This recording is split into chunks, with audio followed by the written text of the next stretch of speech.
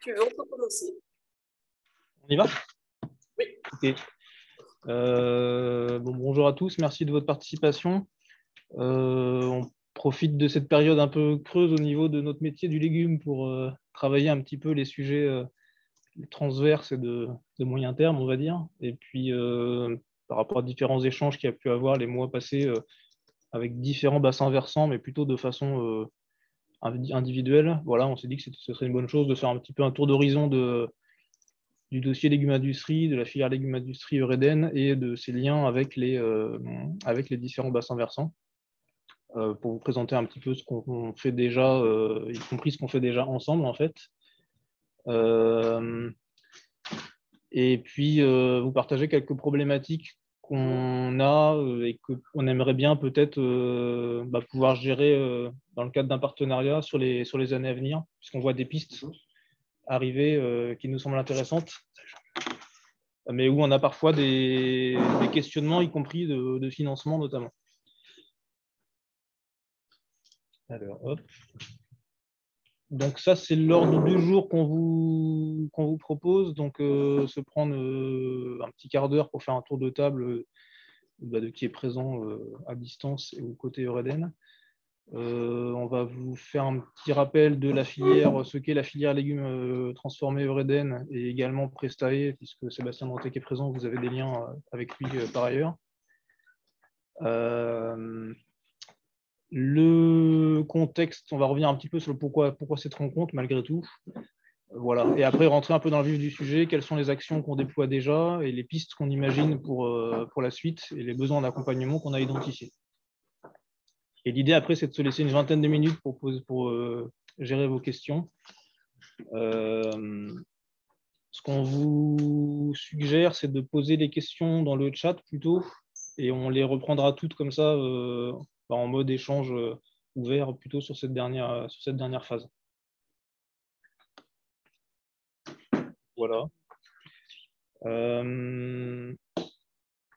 Alors peut-être pour commencer le tour de table, et comme ça va comme vous éclairer sur qui anime et qui présente ce webinaire. Je vais laisser la parole. Donc déjà, on a deux élus Eureden qui sont autour de la table à Mauriac avec nous. Jean-Claude, si tu veux te présenter. Jean-Claude Oran, donc agriculteur à Monteneuf. Je suis en société avec un frère, un cousin et mon fils.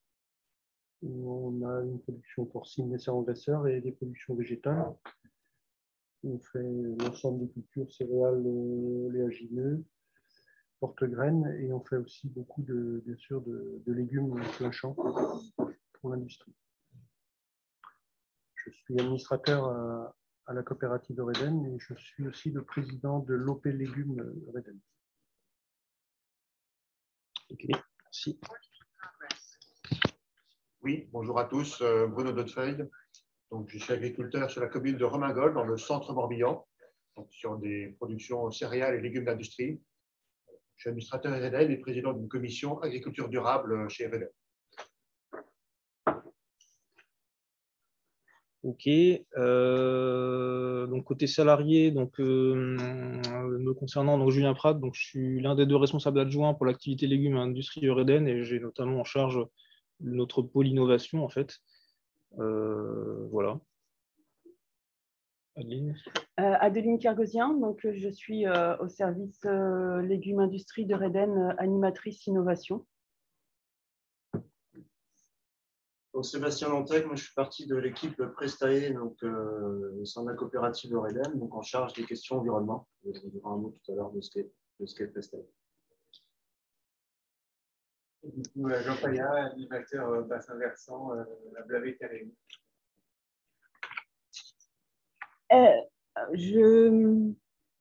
On va peut-être reprendre dans la liste là, de tous les participants que j'ai dans le sens des personnes présentes. Dans l'ordre que j'ai. Donc, en première personne, j'ai l'AELB. Ah bah oui, si ça change tout le temps, ça ne va pas aller. Arrêtez de bouger. Donc, AELB, Pierre Prodhomme. Oui, Pierre Prodhomme, agence de l'eau sur les territoires algues vertes. Bertrand Caro. Oui, bonjour à tous, Bertrand Caro, je suis animateur agricole à l'EPTB Haut-et-Vilaine, sur un territoire qui est autour de l'estuaire de la Vilaine. Alan Lecaloc. Oui, bonjour. Moi, je suis ingénieur CNRS au laboratoire Géosciences de Rennes et je travaille notamment sur les questions de réduction d'usage de phyto et d'agroécologie.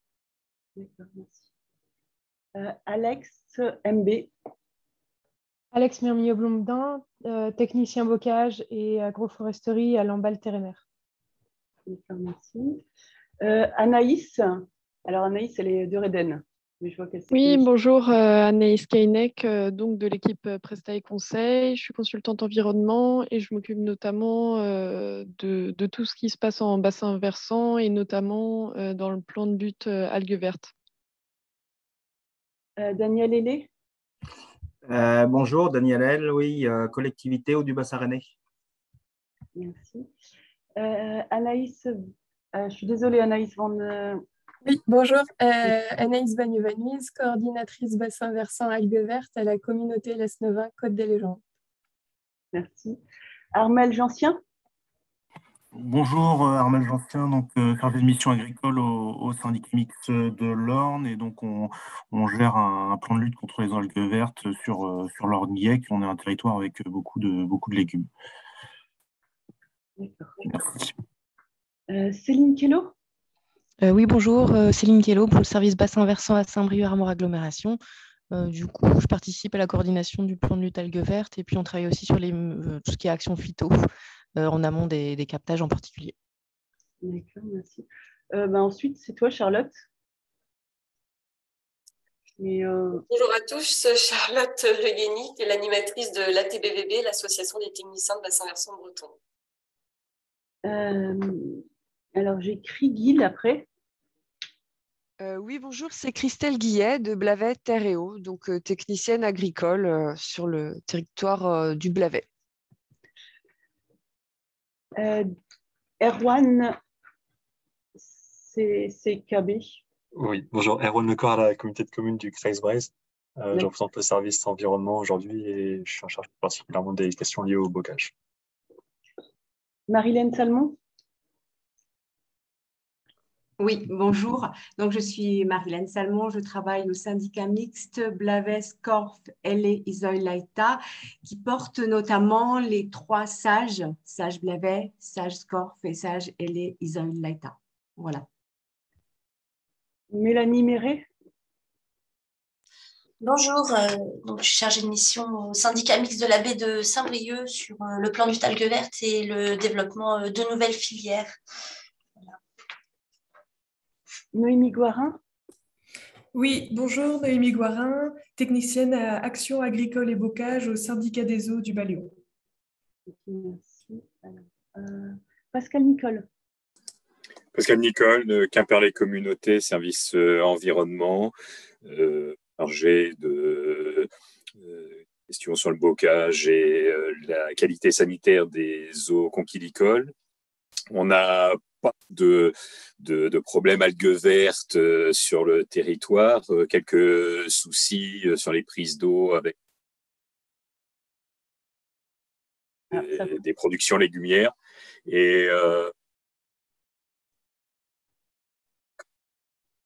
votre signal est coupé de temps en temps. Vous entendez mal? Oui. Un mot sur 2. Ah bon, je parle trop vite? Non, c'est le réseau, je pense. C'est la connexion, je pense. Ok. Donc, service environnement sur un territoire où il y a beaucoup de légumes de conserve, territoire de Quimperlé. Programme d'action agricole. D'accord, merci. Pierre Romé.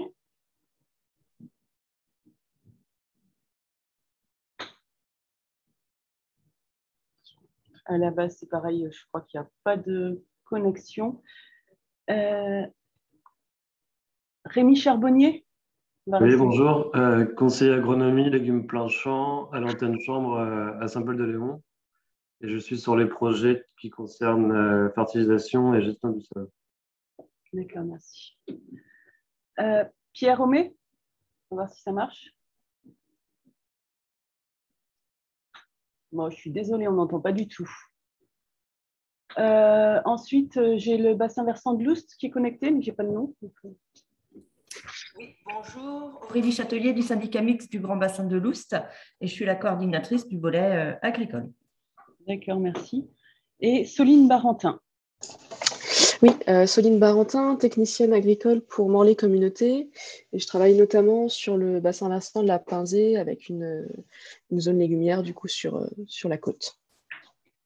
D'accord, merci beaucoup. On a fait le tour. Voilà, je trouvais que c'était bien quand même de faire le tour pour entendre chacun. Et puis, les abréviations ne sont pas toujours évidentes pour nous. Donc, entendre chacun se présenter de vive voix, c'est plus parlant. Alors, du coup, je vais relaisser la parole à Julien. OK. Alors, Pierre Homé, technicien agro-environnement, Concarneau-Cornouailles. Merci, Pierre. OK.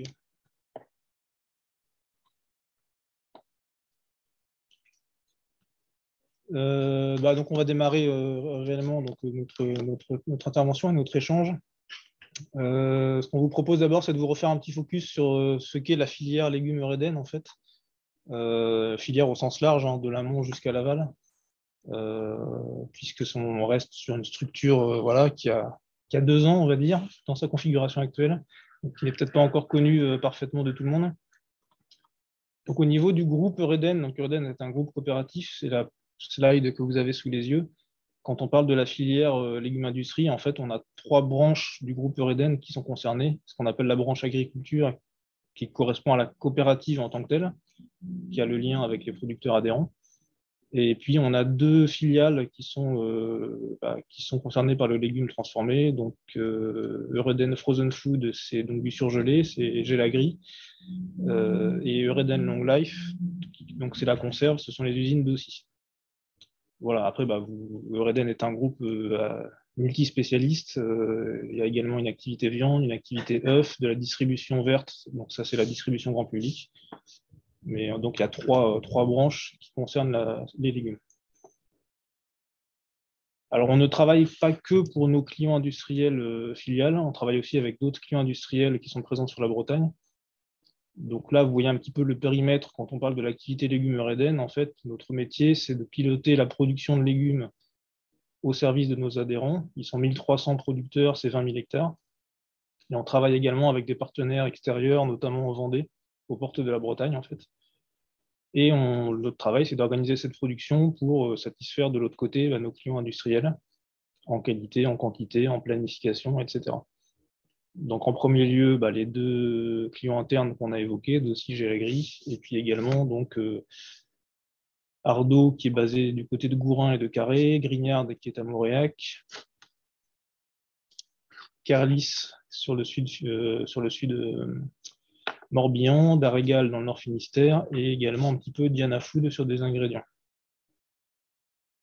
D'autres filières, rapidement, c'est on part des producteurs pour aller jusqu'aux consommateurs. Donc, qui est impliqué? Des agriculteurs, évidemment, des récoltants, des transporteurs. Ensuite, le légume en usine est soit mis en conserve, soit surgelé. Et puis après, on a forcément le réseau de distribution et les consommateurs. Donc nous, service légumes, on intervient sur les 3 premiers maillons du producteur jusqu'à l'entrée, jusqu'au carreau de l'usine, on dit jusqu'à la cour des usines en fait. Et ça, pour ceux qui n'auraient pas bien en tête le réseau à la fois agricole et à la fois industriel dont on parle, donc les petits ronds avec une boîte de conserve verte, ce sont les usines de conserve, et les petits flocons de neige, ce sont les usines de surgelés. Donc au niveau des usines d'Aussi, donc une usine à Locminé, une usine sur le Fawet et une usine sur Saint-Urien. Et sinon, il y a après donc Carlis, c'est le groupe Intermarché en fait qui a une usine à Locoin-de-Mandon. Au niveau du surgelé, donc on a Grignard à Moréac, Gelagri à Loudéac, Ardo à 2 sites sur Gourin-Carré, et Darégal qui fait des plantes aromatiques qui est présent dans le Nord Finistère. Diana et Otera, tout ça c'est le groupe Diana mais qui s'est séparé en 2. C'est donc plutôt aux portes de la Bretagne en fait. Et derrière, ce qu'on devine en transparence, les zones de couleur, ce sont nos secteurs de production légumes. Donc on a découpé finalement la Bretagne en 10 secteurs de production, où on a généralement 3 techniciens légumes en fait, qui suivent nos producteurs sur ces zones-là. Tous les secteurs font à peu près le même nombre d'hectares, donc la différence de taille reflète directement la densité. Si on prend Pontivy-Est, la zone bleue ici est assez petite, mais pourtant pèse aussi lourd même plus lourd par exemple que la Loire-Atlantique. Ça montre la concentration historique du légume transformé, notamment sur le bassin pontivien, et on a également un historique de légumes assez fort sur toute la zone Lorient-Quimperlé. Mais on voit qu'on est aussi présent en définitive sur la totalité de la Bretagne. Voilà, puis là vous avez un petit peu la gamme donc des légumes en termes de pourcentage de surface en fait. Si on regardait les tonnages, ce serait un petit peu différent, mais ça donne en termes d'hectares d'occupation des sols. On a deux poids lourds, les petits pois, les haricots. Ensuite, on a deux autres dossiers qui approchent des 10% de surface, ce sont les épinards et les flageolets. Et après, on a toute une gamme diversifiée, brocolis, choux-fleurs, jeunes carottes. Donc les jeunes carottes, c'est celles qu'on met avec les petits pois qui sont récoltés sur juin-juillet. Les autres carottes qui sont récoltées l'hiver, des plantes aromatiques. Et puis après, ce serait trop petit sur un camembert, mais on fait également des courgettes, des potirons, des potimarrons, des betteraves, des navets, céleri branche, céleri rave. Voilà pour la totalité de la gamme. Peut-être pour votre information, donc l'OP Eureden rayonne donc sur l'ensemble du territoire breton et c'est la plus grosse OP d'ailleurs au niveau national, au niveau France. Et on représente, vous voyez, en surface entre 20 et 21 000 hectares selon les années, sur une surface totale au niveau national qui est de 70 000. Donc c'est quand même très conséquent par rapport à ce qui se produit au niveau France, quoi. On est la première OP de France. Merci Jean-Claude. Pour rendre un petit peu plus concret la partie aval et consommateur, qui parfois est peut-être un peu méconnue dans notre filière. Donc côté conserve, on a de la production à marque d'Aussy, je pense que vous connaissez. Côté surgelé, de la production à marque Paysan Breton. Ce qu'il faut savoir aussi, c'est qu'on est sur une filière qui fonctionne beaucoup avec des marques distributeurs. Donc là, vous avez un exemple de boîte d'autres marques repères, donc ça c'est chez Leclerc, ou des sachets de légumes surgelés U. Donc on a cette particularité d'être branché de manière importante sur la grande distribution, y compris donc sur des gammes de produits marques distributeurs, ce qui nous amène à avoir des échanges, si on parle de cahier des charges phyto par exemple. Il y a des liens, en fait, des contrats tripartites amont, usine et distributeur pour avancer sur ces dossiers-là. Et ensuite, on a également une activité assez importante au niveau de ce qu'on appelle la restauration hors domicile. Donc, c'est tout ce qui est cantine scolaire, cantine d'entreprise, hôpitaux, etc. Et là aussi, nos deux filiales internes d'Aussy, comme Gelagri, sont présents sur ce marché-là, avec des produits à marque d'Aussy ou des produits à marque Paysan Breton, qui passent en fait par des grossistes de la distribution de la restauration hors domicile. Là, vous avez des exemples, Sodexo, Pomona, par exemple. Et là aussi, il y a une tendance à développer de plus en plus des partenariats moyen terme, voire long terme, avec des structures de ce type, pour mettre en avant l'alimentation locale, régionale, et puis l'agroécologie également. Donc voilà, ça c'était pour vous faire un petit tour d'horizon de ce qu'est la filière légumes industrie. Alors on n'aime pas le terme légumes industrie, mais on a toujours du mal à trouver une autre définition. On va dire légumes en conserve et légumes surgelés Eureden. Je vais passer la main à Sébastien qui va vous faire un petit topo sur la partie Prestae. Juste pour vous préciser ce qu'est Prestae Conseil, donc Prestae c'est une équipe qui est donc dans la coopérative, qui est rattachée à la direction bio et prestations. Donc, elle regroupe une équipe de consultants autour des domaines que vous avez là, formation, agriculture de précision, agroécologie, énergie. On a un bureau qualité, un bureau d'études pour tout ce qui est CPE, permis de construire, l'équipe environnement. Donc, vous avez deux membres autour de la visio avec Anaïs, qui est une mec. Et puis, donc là, pour les consultants, et puis donc toutes les équipes de techniciens qui suivent les plans de fumure, cahier de fertilisation, déclaration PAC sur l'ensemble de la Bretagne, donc avec 270 000 hectares à peu près qui sont suivis en termes de surface par l'équipe. Donc, on a des sujets forcément communs. Donc, on se croise dans les comités de prescripteurs ou différents copiles ou réunions. En particulier donc, sur les sujets agroécologie, agriculture de précision et environnement, donc avec à l'agroécologie, donc Jean-Luc Bénézic et Claire Mével, que vous avez, pour certains d'entre vous, certainement croisés.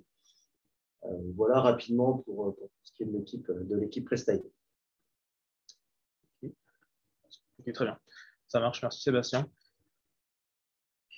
Donc avant qu'on rentre un petit peu dans les actions mises en œuvre ou à venir, juste un petit rappel sur le contexte de cette rencontre, et puis Jean-Claude et Bruno pourront compléter un petit peu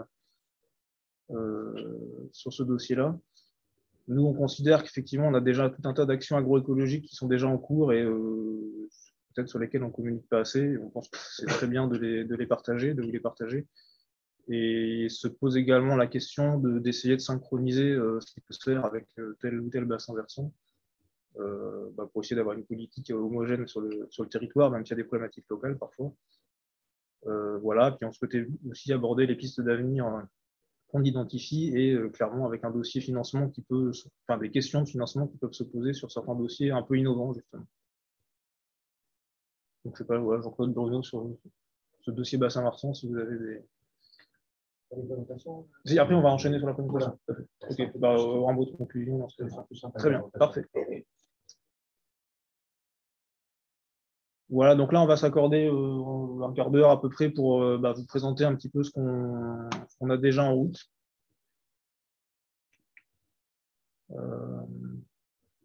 Alors, juste rapidement, hein, c'est quoi notre démarche autour de l'agroécologie, enfin, c'est quoi les objectifs qu'on se donne. On est sur un produit avec un lien consommateur direct. Donc, on a un enjeu de diminution des résidus en tant que tel. Au-delà de ça, on a un enjeu de réduction de l'impact environnemental de manière générale, hein, la biodiversité, l'eau, les sols. Voilà, la réponse aux attentes des consommateurs au sens large. On a identifié aussi le lien avec les riverains. C'est un point qui est de plus en plus vrai ces dernières années.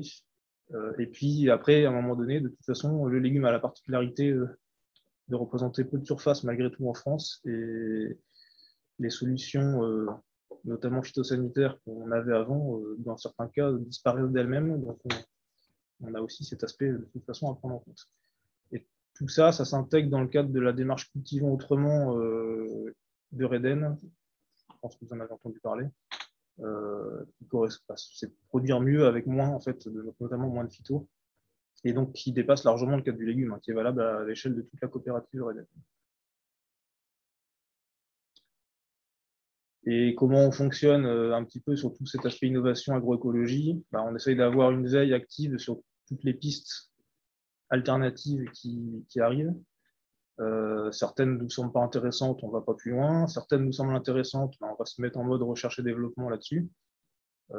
Et puis parfois la R&D n'est pas concluante, donc à nouveau on arrête. Et puis si certaines pistes au contraire, après quelques années d'essai, semblent prometteuses, et on passe en mode déploiement. Ça peut être des outils techniques, ça peut être des prestations qu'on met en œuvre. On va vous donner quelques exemples après, justement. Un petit peu sur cet aspect toujours introductif, tout ce qu'on fait dans le domaine est chapeauté dans le cadre d'une démarche qualité au sens large, hein, c'est qualité environnement, puisqu'on est certifié Agriconfiance. Ça nous amène à faire des diagnostics chez nos producteurs. Ça infuse aussi sur tout le management de l'activité, en fait, et avec des audits internes et des audits externes. Donc, c'est un organisme de certification extérieure qui vient vérifier qu'on fait ce qu'on dit. Donc, ce qui apporte une garantie, y compris pour nos clients à l'aval, en fait. Et on a 100% des producteurs qui sont impliqués dans la démarche. C'est pas à la carte, c'est 100% des producteurs qui sont impliqués. Et avec un intéressement via une prime Agriconfiance, notamment sur la mise en place de mesures agroécologiques, une partie de la prime est liée à ça. Bon, je passe rapidement. Donc, le champ de cette certification, la traçabilité, c'est un petit peu la base dans notre filière. La qualité du produit, du légume intrinsèque, avec tous les risques de non-conformité. Et donc, une dimension agroécologique importante qui a pris de plus en plus d'importance ces dernières années. Et un petit peu une dimension RSE également, qui est apparue. Cette démarche, elle a une équivalence, enfin, une reconnaissance en certification environnementale de niveau 2.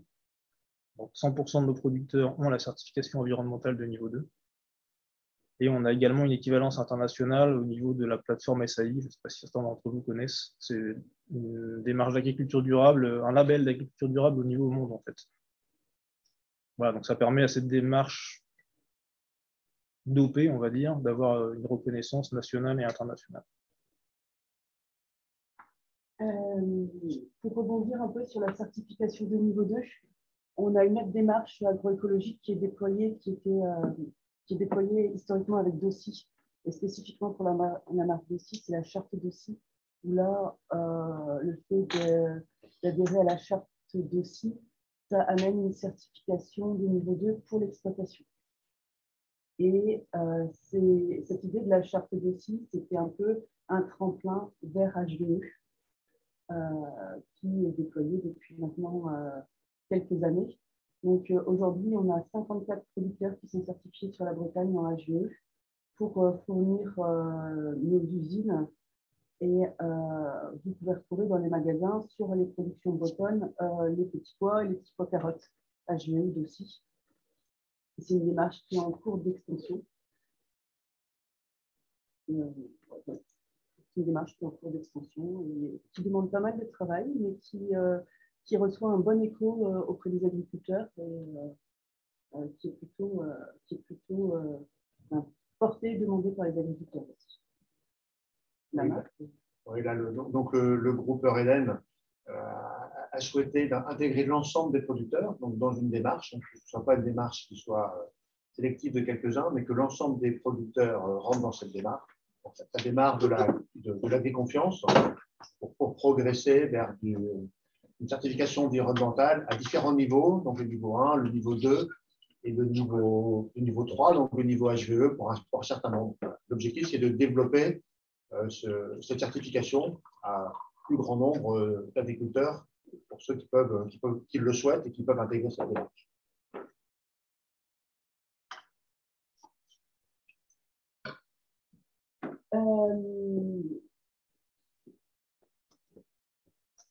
Donc, nous avons des producteurs HVE. Nous avons aussi depuis plusieurs années une gamme bio qui est développée sur la Bretagne. 10% de notre surface est en agriculture biologique. Et Eureden est le leader du légume en conserve et surgelé bio en France. C'est un point important. La surface de légumes transformés bio en France, elle est plutôt à 4-5% en moyenne.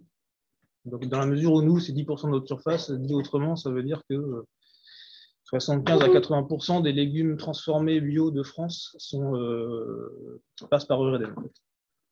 Donc, c'est quand même un point effectivement à noter. Alors, le marché là, connaît quelques perturbations qui vont amener à réduire un petit peu ce pourcentage, mais malgré tout, notre position de leader reste bien installée.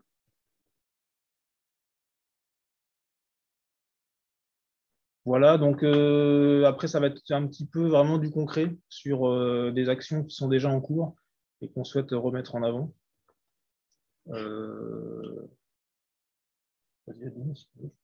Oui, alors, au niveau des prestations qu'on peut proposer en agroécologie, au niveau du service légumes, les agriculteurs peuvent nous contacter pour demander du binage sur haricots, carottes et choux. Nous sommes équipés et nous intervenons à la demande des agriculteurs de l'OP pour biner les surfaces qu'ils le souhaitent. Tout à l'heure, Julien parlait de veille, recherche et développement, déploiement ou stop. Typiquement, l'OAD ScanBin, on a été en recherche et développement sur l'OAD ScanBin. Aujourd'hui, il est déployé et proposé en prestation auprès des agriculteurs de l'OP pour les aider à mieux gérer les apports de produits de fongicides sur la culture de haricots et les aider à éviter un ou deux traitements si la culture n'a pas besoin d'être protégée voilà, au-delà. Donc aujourd'hui, c'est 150 à 200 producteurs qui utilisent l'OAD ScanBin pour mieux gérer la protection fongicide des haricots.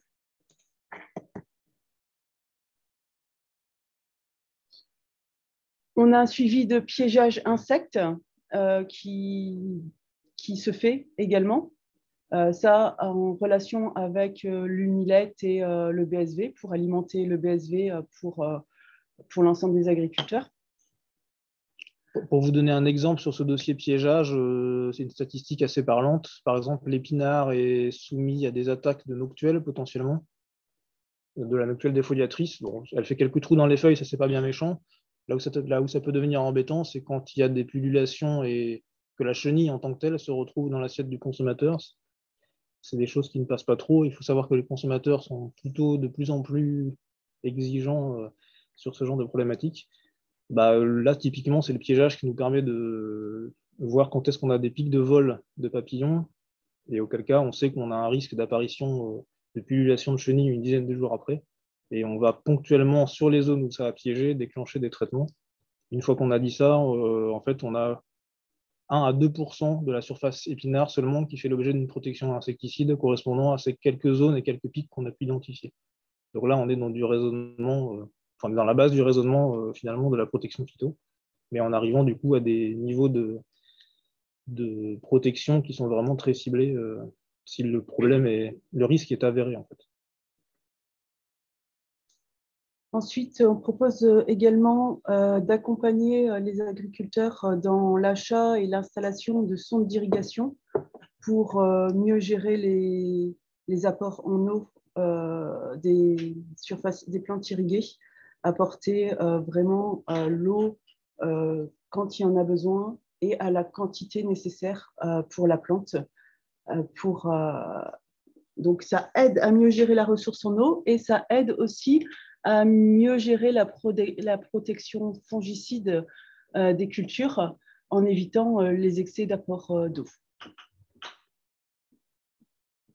On a des mémoires près de 200 sondes d'irrigation aujourd'hui déployées. Ça approche ces eaux-là, c'est assez important.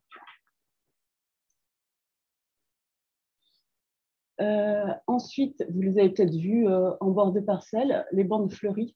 Donc, depuis plusieurs années aussi, dans le cadre de différentes démarches, dans le cadre de la démarche Agriconfiance et dans le cadre de la démarche Charte d'Aussi, nos agriculteurs installent des bandes fleuries le long des parcelles. Donc, nous gérons aussi, ils passent directement commande auprès de nous pour les bandes fleuries. Donc, le service légumes appuie, mais de manière générale, toute la coopérative. La coopérative propose une large gamme de couverts végétaux, des couverts longs et des couverts courts adaptés aux cultures de légumes, parce que une des spécificités quand même quand on a des légumes.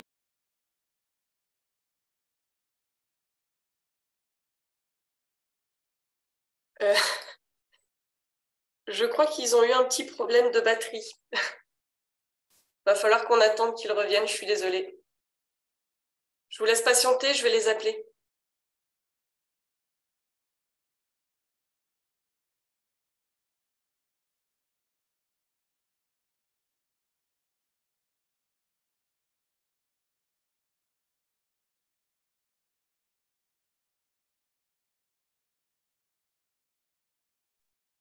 Est-ce que vous m'entendez? Et on va se mettre en... Oui, on t'entend. Il y a eu un problème en mode par défaut, là. Il y a eu un souci de batterie d'ordinateur. D'accord, ok. Non, mais c'est on est en train de relancer l'ordinateur. On a eu un souci d'ordinateur. Oui, parce qu'on a vu afficher le... Il fallait que ça tombe là, quoi, sur cet ordinateur branché. Ok. Non, mais pas de souci. Vous avez juste à recliquer. Donc, juste le temps que l'ordinateur redémarre, parce que malheureusement, c'est l'ordinateur de Julien qui était en mode animateur. Et du coup, je crois qu'on ne peut pas reprendre la main sur mon ordinateur à moi.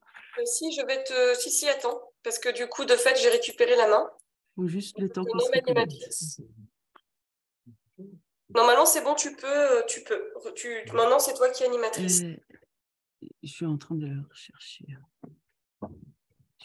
Du coup, je vous parlais des couverts végétaux au niveau de la coopérative Eureden. Donc, la spécificité des couverts végétaux pour les légumes, c'est que dans la rotation, on doit éviter de retrouver régulièrement certaines familles de plantes, que ça soit en culture ou en couvert.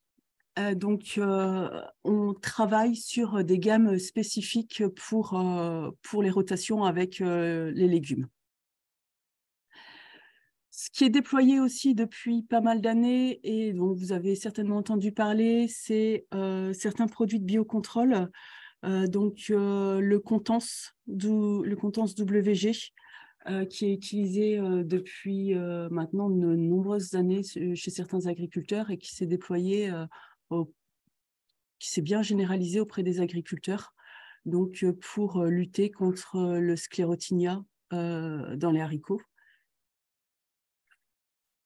À la gamme, au niveau des biocontrôles, on a aussi du soufre qui est généralisé à la gamme et qui est aussi introduit dans les fiches techniques des itinéraires techniques des cultures, et du phosphate ferrique pour les limaces. Aujourd'hui, c'est quasiment tous les agriculteurs qui utilisent du phosphate ferrique à la place du métaldéhyde dans la lutte contre les limaces. Adeline, est-ce que tu peux partager ton écran? On n'a pas le diapositive. Ça arrive. Vous allez avoir de l'image qui va revenir. Pardon. Alors ensuite, en fait, c'était une présentation sur les actions de sensibilisation qu'on pouvait faire à l'agroécologie, avec un partenariat agriculteur-apiculteur qui est mis en place depuis plusieurs années, et de l'observation de la biodiversité, notamment dans la charte d'Aussy, en fait. Les agriculteurs qui entrent dans la charte d'Aussy ont des petits nichoirs à abeilles sauvages et ils vont régulièrement faire des comptages, voir si les tubes sont bouchés ou pas. Là, je vais laisser Bruno D'autefeuille en parler. Est-ce qu'ils m'entendent? Non, c'est pas un Jabra. Par contre, attends, tu peux dire, Charlotte, je ne sais pas si c'est pas elle de m'autoriser quand même. Pardon, c'est qui que je dois mettre à moi qui t'ai autorisé là. En fait, tu m'avais repassé quand même le... Je t'ai repassé la main, donc là, tu peux projeter, sinon c'est toi qui dois nommer la personne qui est animateur de nouveau. Oui. Recording in progress. Si tu veux, Adeline, c'est à ton tour de nommer Julien de nouveau en tant qu'animateur. Donc, tu dois aller sur son encadré, là où il est, où on voit sa vidéo. En haut à droite, il y a 3 petits points et tu le nommes animateur et il reprendra la main. Eh bien, nommé animateur. Nommé animateur, ok. Oui, je t'entendais pas parce que j'ai coupé le son avec... Voilà.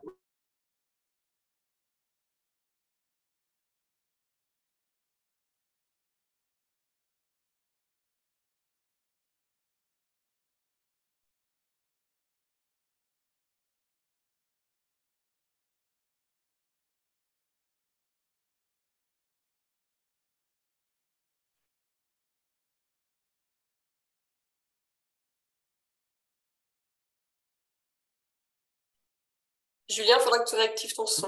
C'est bon, vous nous entendez? Oui, très bien. Okay. Et l'écran, vous le voyez aussi? Oui. Désolé, il y a eu une coupure d'alimentation alors que l'ordinateur était branché, c'était bizarre. On va se remettre là où on en était. Donc, Bruno, c'est bon, ils vont t'entendre. Oui, je vais juste vous parler un petit peu du partenariat qui a été fait entre les agriculteurs et apiculteurs. L'objectif était que les deux professions puissent se rencontrer et communiquer entre elles pour le bénéfice des deux. Donc, moi, j'ai des ruches sur l'exploitation. Le principal intérêt pour moi, ça a été de connaître le fond, la discussion avec les apiculteurs qui m'a les ruches chez moi, et donc de comprendre le fonctionnement des abeilles, de savoir quels étaient leurs besoins. Et pour l'apiculteur, c'est effectivement d'avoir un territoire et qui fonctionne, dans lequel les abeilles puissent trouver de l'alimentation. Et ça a été bénéfique des deux côtés, puisque pour nous, agriculteurs, ça permet de montrer que les ruches sont sur un territoire et qu'elles se développent correctement, sans mortalité. Donc, c'est quand même toujours sympathique de voir ça, ce qui montre que nos pratiques ne sont pas si mauvaises que ça. Et ça nous a permis aussi de voir que sur un territoire, souvent, c'était l'alimentation des abeilles qui pouvait manquer. Donc, d'où l'initiative en parallèle de bandes enherbées fleuries pour pallier au manque d'alimentation à certaines périodes. OK. En termes de sensibilisation, on a aussi des actions d'animation à destination des agriculteurs. Donc, lors de rencontres La Terre nous réunit Eureden, lors de visites bout de champ, là, vous avez une photo d'une animation qui a été faite cet été chez un producteur bio sur le binage des haricots, donc à destination de tous les agriculteurs. Des animations avec un banc de pulvérisation pour sensibiliser les agriculteurs aux bonnes pratiques d'utilisation du banc de pulvérisation pour éviter la dérive, amener la bonne dose au bon endroit et parce qu'il ne faut pas oublier qu'en fait, si la bonne dose au bon endroit, ça évite le gaspillage pour... c'est pas le bon mot, gaspillage. Optimise. Oui, on optimise. Je cherche mes mots, je suis désolée. Mais c'est vraiment d'abonner la bonne dose au bon endroit pour protéger la plante comme il faut, avec le moins de produits phytosanitaires possible. Et nous intervenons aussi dans le cadre des groupes 30 000 dans la démarche Cultivons autrement de Eureden sur des animations spécifiques légumes.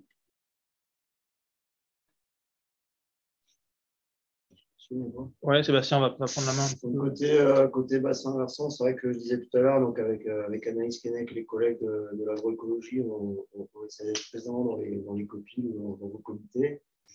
Qu'est-ce qui se passe derrière ça? En fait, nous, notre boulot, c'est de faire en sorte que les collègues des territoires concernés aient les informations. Donc, les supports de comités ou choses comme ça, ou éventuellement les flashs BV ou les informations qui peuvent être diffusées. Donc, sachant que là, sur le territoire de la coopérative, il y a 13 territoires du coup, en production végétale, donc qui se superposent avec les 10 territoires légumes dont parlait Julien tout à l'heure. Deuxième chose, c'est de faire en sorte que la position de la coopérative soit homogène en fait, sur le territoire de la montagne, et puis de faire un retour vers les élus, en particulier les administrateurs référents, à travers la commission agriculture durable du coup, que pilote Bruno. Et puis, on est également, du coup, on déploie également un certain nombre de prestations sur certains de vos territoires. Je peux passer à la suivante. Donc là, ces travaux-là, donc en fait, sur la carte que j'ai mise à droite, c'est un peu la photo à l'instant T. J'espère que je n'oublie personne, mais donc on a un certain nombre de bassins versants sur lesquels on est engagé. C'est-à-dire, je pense notamment au bassin algues vertes avec les accompagnements qui peuvent être faits. Le déploiement du 3e plan, ça peut être des formations, ça peut être des bouts de champ, ça peut être la réalisation de diagnostics de parcelles à risque. Donc en fait, on a un peu 3 niveaux. On a des territoires avec lesquels on a des actions en commun, des territoires où on est en veille, c'est-à-dire qu'on est présent, on a à peu près les informations et on les diffuse, et il y en a d'autres où à notre niveau, on n'a pas forcément les informations. Mais on essaye de les récupérer. Donc voilà un petit peu en résumé. Et pour présenter un peu ce qu'on peut faire également avec le service légumes, c'est après, notamment sur la problématique des résidus qui a été évoquée un petit peu de nouveau dans le tour de table tout à l'heure. C'est vrai qu'on a travaillé, enfin nous on a remonté cette problématique-là qui montait dans les différentes réunions auxquelles on peut participer. On sait que c'est un enjeu majeur, notamment pour la filière légumes. Et donc, on a engagé un travail sur les 2 dernières campagnes pour essayer de voir en fait, comment faire en sorte d'intégrer en fait, cette problématique de risque de transfert dans l'agréage des parcelles. Donc, avec un premier boulot qui a consisté à faire une sorte de DPR2 à la parcelle sur les parcelles donc, de haricots flageolets en place.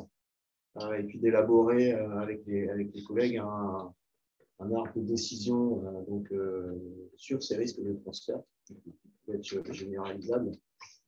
Et donc, Julien va vous présenter derrière comment est-ce que ça a été décliné de façon opérationnelle un petit peu plus large. Et puis en parallèle de ça, on a travaillé avec, donc là c'était à l'initiative de la Chambre régionale sur un document cadre sur ce sujet-là, qui a été signé par le Serge Levars au mois de mai. Je laisse Julien présenter l'opérationnel qui en a découlé.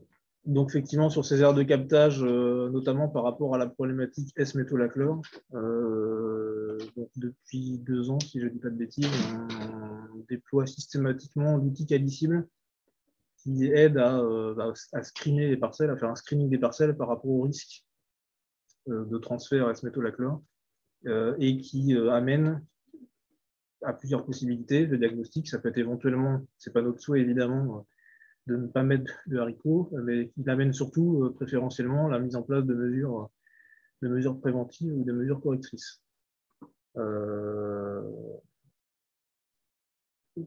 Clairement, aujourd'hui, on est dans une situation de filière légumes, notamment après l'année, par exemple, qu'on vient de passer, où l'ambition, le besoin alimentaire, c'est d'aller chercher des surfaces de haricots. Donc, on doit absolument trouver le moyen, avec ce genre d'outils, à la fois de sécuriser cet impact environnemental et l'impact sur les aires de captage, et à la fois de préserver coûte que coûte notre maillon de producteurs, nos surfaces et notre maillon industriel. Et en bout de ligne, on parle bien de satisfaire la demande des consommateurs, puisque aujourd'hui, en haricots, à l'heure où on parle, il faut savoir qu'il y aura des ruptures dans les rayons au printemps. On va avoir un problème de jonction de campagne entre 2022 et 2023, suite au climat qu'on a eu l'année dernière notamment. Donc c'est un bon exemple, ce genre d'outil, on est quelque part dans un OAD, un peu comme Scanmin, de faire mieux, mais faire mieux pour préserver la production. Donc ça passe par la mise en place de zones tampons, par exemple, quand on parle de mesures d'accompagnement. En fait. Si vous avez compléter éventuellement. Donc on a beaucoup sensibilisé nos producteurs là-dessus et également nos techniciens légumes qui sont le relais au quotidien vis-à-vis des producteurs. On a tout un système de communication, de flash campagne, on a des guides de bonnes pratiques, il y en a des itinéraires techniques qu'on adresse à nos producteurs pour les sensibiliser sur cette problématique. Et donc vous voyez en bas, on indique très clairement qu'il y a mis en place une zone tampon de 20 mètres si on se situe sur une aire d'alimentation de captage, et selon les données du diagnostic parcellaire en fait. Donc ça, c'est quelque chose qui s'est mis en place en routine et qui en 2022 a bien fonctionné en l'occurrence. Donc ça passe par cartographier toutes nos parcelles et croiser cette cartographie avec la carto des zones de captage évidemment pour identifier les parcelles qui peuvent être à problème, on va dire. Un petit peu sur la même thématique, on réfléchit à faire évoluer nos itinéraires techniques phytosanitaires. Là, par exemple, on va essayer sur certaines parcelles d'introduire le Bismarck en herbicide, qui permettrait de réduire justement la dose de mercanteur et qui permettrait également de réduire les emplois de bentazone, qui est un autre herbicide en haricot qui peut poser problème sur cette problématique des eaux en fait. Alors ça, c'est la facette phyto classique, on va dire. On essaye de faire mieux et de diminuer les molécules problématiques au profit d'autres molécules. Et le deuxième pavé sur lequel on travaille, c'est l'introduction du désherbage. Alors on appelle ça ultra-localisé. Je ne sais pas s'il y a un nom officiel, mais c'est un désherbage où on va essayer d'aller cibler, grâce à la technologie, directement les mauvaises herbes et ne pas traiter le reste de la parcelle. Bon, là, auquel cas, ça bénéficie à l'ensemble du dossier herbicide avec une baisse d'usage en fait. Ce qui nous amène du coup à commencer à parler un petit peu des pistes futures. Donc si sur tout ce qu'on vient de voir, les actions déjà déployées, vous avez des questions pour le rappeler, posez-les dans le chat, comme ça après on va se donner vraiment un temps d'échange pour traiter ces différentes questions. Donc sur les pistes futures, on a tout le dossier biocontrôle, biostimulant sur lequel on fait des essais régulièrement. Ça reste un dossier assez frustrant pour être tout à fait honnête. Il y a peu de solutions efficaces aujourd'hui qui apparaissent sur ce marché. On a le Contence, nous, qui est déjà utilisé, qui est un champignon qui parasite un autre champignon. Mais voilà, c'est vrai que c'est un dossier qui est un peu frustrant. Par contre, tout ce qui tourne autour de la technologie avance vite. On a parlé du piégeage tout à l'heure classique, où il faut aller relever les pièges à la main pour savoir la pression des insectes. Là, le dossier il est en train de bien bouger avec l'apparition de pièges connectés, donc qui mesurent automatiquement combien d'insectes arrivent dans le piège en fait, et qui transmet la donnée en plus à distance. Donc ça, avec ce genre d'outils, on pourrait avoir un réseau de piégeage beaucoup plus efficace et donc améliorer encore le raisonnement de la protection insecticide. Ça pose par contre des questions typiquement de financement, on y reviendra tout à l'heure. Le désherbage mécanique, on continue à avancer sur le dossier. On a la contrainte des cailloux en Bretagne qui amène quand même des limites. Mais dans certains dossiers, il y a quand même une piste à développer à ce niveau-là. Là, vous avez quelques exemples, par exemple, d'un binage épinard. C'est quelque chose qu'on n'imaginait pas il y a quelques années et qu'on fait un petit peu maintenant dans certaines parcelles. Donc c'est avec un système de caméra pour ne pas abîmer le rang d'épinard qui est très fragile. Et on a des essais de binage carotte en cours. Donc on a la logique de remplacer une partie des herbicides par du mécanique. Et on a donc la logique de désherbage localisé dont je parlais. La photo que vous voyez en bas à gauche, c'est du désherbage localisé appliqué à l'échelle d'un pulvérisateur classique. Donc le principe, c'est des caméras analysent le sol, savent distinguer ce qui est une mauvaise herbe ou ce qui est une plante utile. Et ensuite, il y a un traitement d'image et on envoie commande au pulvérisateur pour ne déclencher le traitement que là où on a identifié une mauvaise herbe. Donc à l'échelle d'un pulvérisateur classique, comme on le voit là, on devine à l'arrière du pulvérisateur, j'espère que vous voyez, que le sol est moucheté.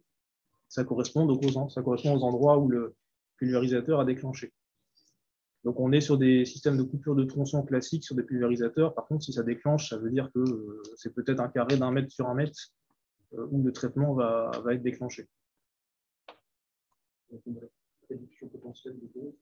Alors là, on est sur un... Ça peut varier de combien à combien? Là, sur un pulvé comme ça, on va dire que c'est peut-être du genre à 50% de réduction.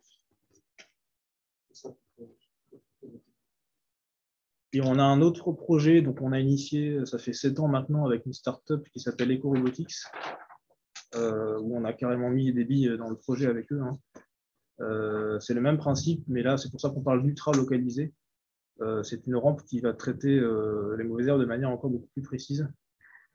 Donc là, il parle de pixels, pour prendre un terme informatique. C'est-à-dire que si on vient traiter une mauvaise herbe, le petit carré qui va recevoir du produit, c'est un carré d'à peu près 5-8 cm. Vous voyez que c'est comme une échelle très différente. Donc la machine est composée d'un carter, avec à l'avant du carter les caméras qui vont faire l'analyse optique, avec un éclairage LED qui permet d'assurer le même niveau de luminosité en toutes circonstances. Et quelques dizaines de centimètres à l'arrière, il y a une rampe de traitement qui va, en fonction de l'analyse d'image, venir traiter les mauvaises herbes de façon sélective. Voilà, vous avez des images un peu plus détaillées. En bas à gauche, c'est la rampe en question. Donc on voit que du coup, il y a toute une myriade de buses qui sont très rapprochées les unes des autres, tous les 3 cm. Et là, on voit le dessous du carter. Donc les 2 carrés, c'est la partie analyse d'image. Et à l'arrière, tous les petits points rouges, ce sont les buses de pulvérisation. Donc le principe dans un partenariat comme ça, c'est de faire d'abord de l'acquisition d'images, beaucoup d'acquisition d'images, pour pouvoir reconnaître ce qu'est un haricot, ce qu'est une morelle, ce qu'est un datura. Et quand on dit beaucoup d'images, ça ne se fait pas en 1 an. Déjà, rien que cette étape-là, c'est plutôt 2-3 ans. Et après, il y a un modèle à développer sur la commande de la pulvérisation pour traiter à la bonne hauteur, au bon débit, etc. Et donc ça, on a fait des essais les 2 dernières années et c'est assez spectaculaire, puisqu'en haricot, on a réussi à obtenir des parcelles propres. Alors, quand on dit propre dans notre métier, ça veut dire des parcelles. Le haricot arrivé à l'usine, il est travaillable, il est commercialisable, il n'y a pas de risque de mauvaises herbes toxiques, notamment pour le consommateur, puisqu'il ne faut pas oublier qu'on est dans ce contexte alimentaire-là. On a réussi à avoir des parcelles propres en ayant réduit de 80% la quantité de produits. Donc c'est quand même spectaculaire. Sur épinard, les essais, là, on a 1 an de recul, on est à 50 à 80% de réduction.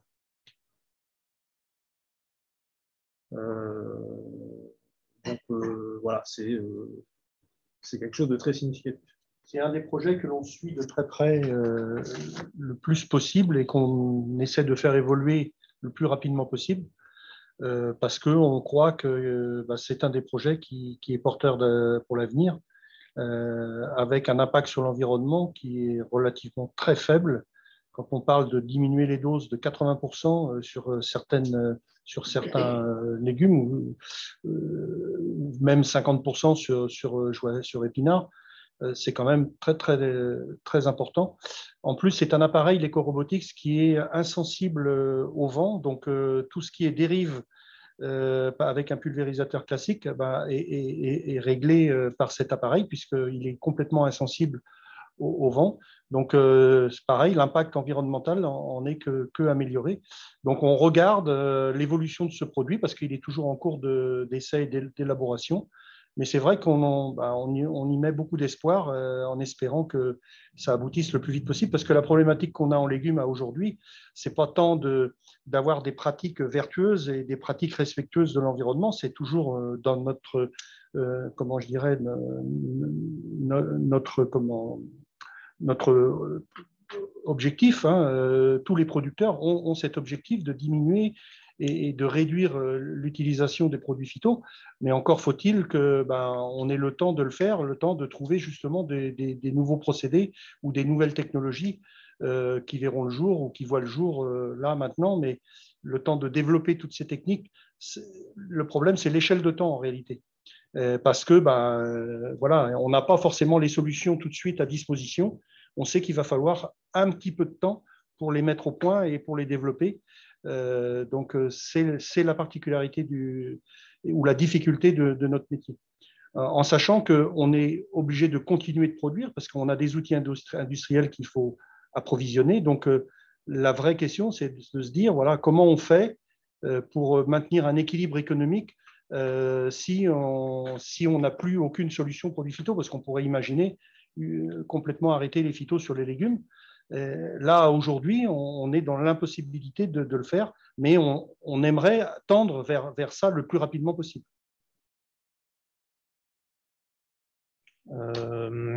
Jean-Claude a parlé donc effectivement de l'insensibilité au vent de l'outil, c'est possible puisqu'il il a un carter en fait. Et le fait que c'est un carter, ça amène aussi un autre avantage, c'est que l'éclairage dessous assure une luminosité constante, donc on peut également travailler de nuit. Donc sur des notions de débit de chantier, ça peut être, c'est un point aussi qu'on identifie comme étant intéressant.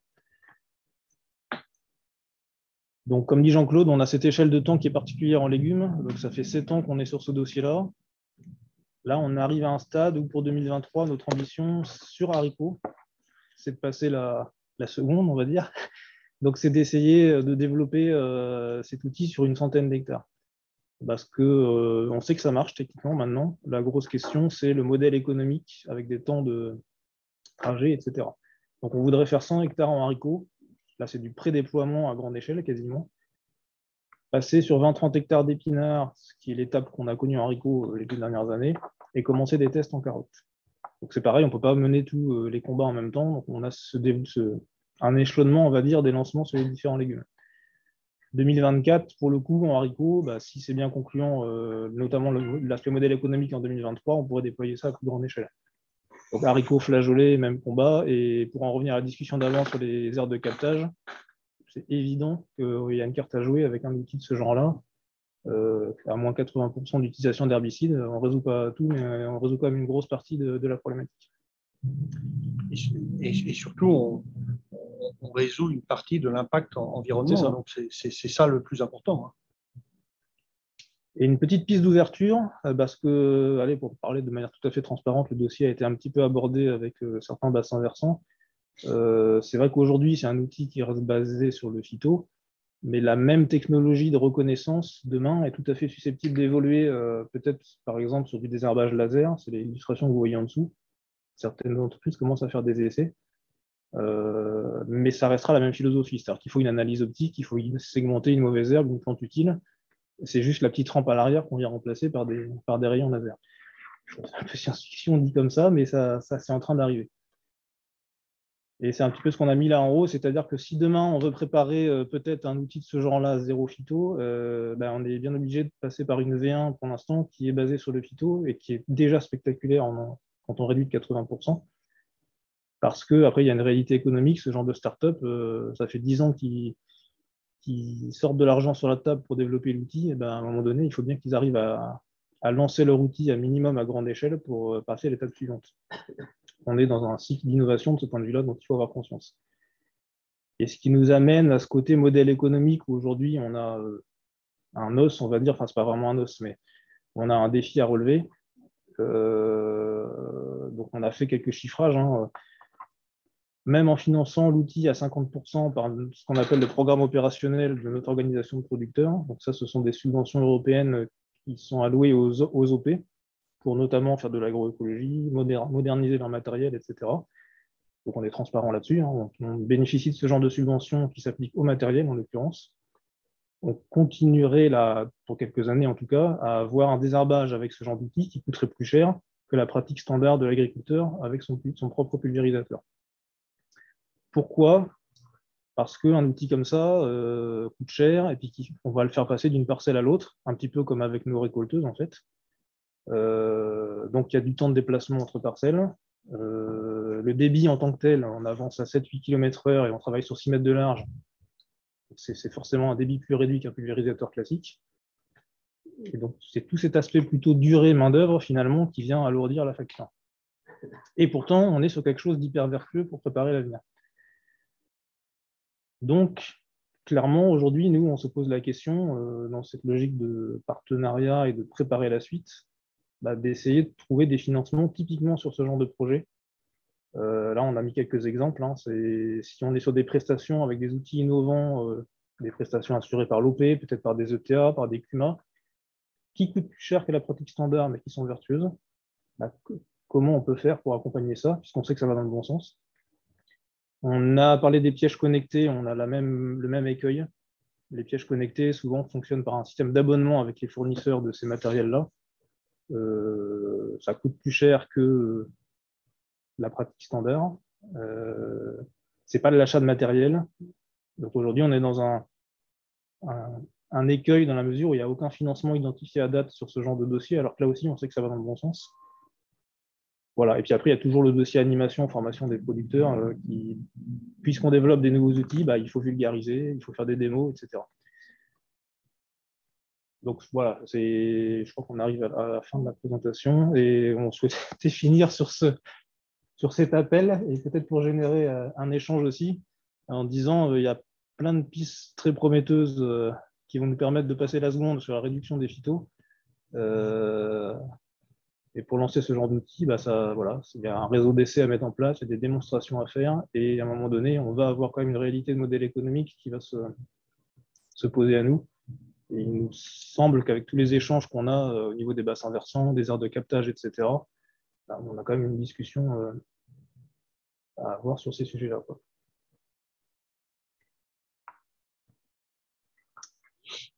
Alors, pour vous laisser le temps de rebondir, réfléchir sur l'appel de Julien. On va commencer à répondre à vos questions qu'il y a dans le chat, qui sont très pertinentes. Merci. Il faut travailler un peu là. Du coup, ok. Donc, la première des questions, est-ce que nos cahiers des charges qui formalisent les itinéraires techniques laissent la possibilité aux producteurs de réduire les quantités de phyto utilisées ou plus globalement de réduire les intrants? Est-ce que tu veux présenter un peu l'esprit des fiches techniques, Julien? Oui, nos itinéraires techniques, deux vocations. Donner un cadre qui permette d'obtenir un légume sain, loyal et marchand, évidemment, et répondant au cahier des charges de nos clients. Et les clients, ça peut être y compris des enseignes de grande distribution qui mettent leur grain de sel dans nos itinéraires techniques. Et le deuxième objectif, Jean-Claude l'a dit, on est déjà dans une logique de faire avec le moins de phyto possible. Et nos itinéraires techniques, ils vont clairement dans ce cadre-là. On peut prendre un exemple, une protection fongicide haricots. On a un traitement préventif, c'est vrai, qui est en routine dans nos itinéraires techniques, parce que souvent la clé d'entrée de la maladie se passe en début de floraison haricot. Et louper ce coche-là, pour le coup, il y a un vrai risque de perdre le contrôle, si on peut dire. A contrario, aller plus loin avec un deuxième traitement, notre préconisation, c'est surtout de ne pas le systématiser et typiquement de faire appel à Scanbin pour savoir si oui ou non il y a un risque. C'est pareil pour les insecticides. Sur une fiche technique, on va dire ce qui est possible comme insecticide, mettons sur épinard, mais comment on utilise ça une fois qu'on a dit ça, c'est le piégeage. On est bien dans cette logique de raisonnement. Donc non seulement on donne la possibilité de réduire, mais on encourage la réduction des phytos. Nos itinéraires techniques sont restrictifs pour les producteurs, c'est-à-dire que face à une maladie petit pois, par exemple, il y a peut-être une dizaine de fongicides homologués sur le marché. Nous, on est assez dur avec nos producteurs en disant non, c'est pas l'homologation qui compte, parce qu'on est dans une filière avec des cahiers des charges, on va plus loin que ça. Et on a retenu que le produit 1 et le produit 2, généralement, on donne un ou deux choix. Et parce qu'on a fait une analyse efficacité, profil résidu, profil environnemental. Notamment, tous les mentions abeilles, on en tient compte. Et le profil résidu, on en tient compte aussi. Et on a d'autres exemples à citer. On a été très précurseur au niveau de la filière légumes par rapport au monde du végétal en général, par exemple sur les antilimaces, en s'orientant vers du phosphate ferrique et en arrêtant le métaldéhyde. Quand je dis très précurseur, on avait 3, 4 ans, voire 5 ans d'avance sur ce dossier-là. Parce qu'on est dans une filière qui est plutôt dynamique justement sur cette logique de réduction des phytos. Peut-être vous préciser que le travail de l'OP se fait aussi avant tout en amont de la campagne qui va se dérouler et des semis qui vont s'effectuer.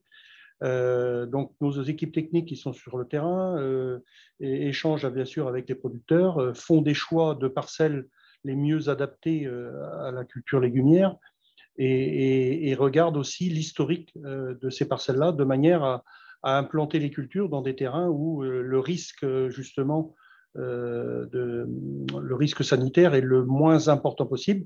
Donc ça veut dire quoi? Ça veut dire que derrière, forcément, il y aura beaucoup moins de protection à apporter à la culture, quoi. Donc on sait très bien, mais ça c'est purement professionnel, hein, les agriculteurs le savent bien, il y a des terrains, il faut maintenir des rotations plus longues, ramener le légume beaucoup plus longtemps que sur d'autres, et de manière justement à mettre un maximum de chances de son côté pour éviter justement de faire des traitements complémentaires qui sont onéreux d'une part et qui ne sont pas bons pour les objectifs que l'on recherche. Donc il y a énormément de travail qui est fait en amont, mais ça c'est quelque chose que personne ne voit, hein. C'est le travail, c'est notre métier, c'est le travail de l'OP et des agriculteurs. Après, il y a une autre question. Développez-vous les techniques de l'agriculture biologique auprès des producteurs en conventionnel et lesquels? Oui, il y a effectivement des ponts qui se font entre les deux modes de production. Le dossier binage, c'en est une illustration assez évidente. On a montré la bineuse épinard qu'on a vu tout à l'heure. C'est un outil qu'on a lancé conjointement, typiquement sur épinard bio et conventionnel, pour voir les ponts qu'on pouvait faire entre les deux. Et puis sur des phytos, on va dire ça, homologués bio d'origine végétale notamment, ce qui marche en bio, forcément, on va le regarder sur le conventionnel. Ça peut être des insecticides également homologués bio qui peuvent avoir une utilisation sur conventionnel. Donc, systématiquement, on se pose la question du pont possible entre les deux. Et après, même au-delà de ça, je pense que Adeline, toute la réflexion un peu système de culture qu'on a maintenant en conventionnel, quelque part, trouve peut-être sa source dans le bio, avec la rotation. Ouais.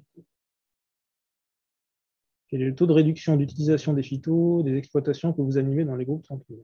Alors, entre 2019 et 2021, on a baissé en moyenne de 8%. Donc, c'est une moyenne hein, sur l'ensemble des groupes 30 000. En légumes, on a baissé sur presque tous les légumes. Je n'ai pas le détail là, je n'ai pas retrouvé les slides avec le détail. Mais les baisses qu'on a sur les légumes, c'est par exemple en pois, on a moins 11%, à haricots, moins 12%. Je peux vous donner des exemples. Et surface, j'ai pas retrouvé. Ah, mais si. Ouais, non, j'ai pas retrouvé l'assalement global des exploitations, mais si je peux vous donner un ordre d'idée sur des surfaces, on a 5000 hectares de maïs dans les 180 exploitations des groupes 30 000.